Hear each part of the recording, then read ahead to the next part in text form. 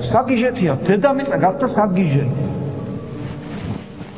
და ჩვენ კიდე უფალი ნახეთ როგორ გვეუბნება, თქვენ ხართ მცირე სამწყსო ქრისტიანებს.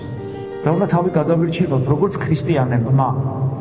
როგორც კი სხვა შეგძულდება, შენც ვეღარ გადაირჩევ თავს. ამიტომ არ გავაჭაჭანოთ არავის სიძულვილი ჩვენში. და ვილოცოთ, რომ გადავრჩეთ, ერი გადარჩეს და ჩვენში ქრისტე გადარჩეს ჩვენს გულში. რომ ჩვენც არ შევიშალოთ. ქრისტეს კიდევ ერთ სიტყვები აქვს ნათქვამი. ამ სოფელს ჭირი ახლავს, მაგრამ ლუგეშინია, მე მიძლევია ეს სოფელი. და ქრისტეს ძლევა რაში მდგომარეობს? ფიზიკურში არა, გარდაქმნაში. და ვის გარდაქმნაში? ადამიანის გულის გარდაქმნაში.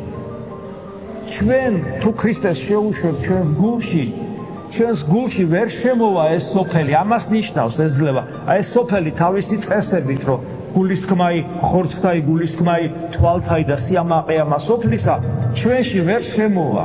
თუ ქრისტე ჩვენში იქნება, იმიტომ რომ ქრისტეს ძლევს ამ ყველაფერს.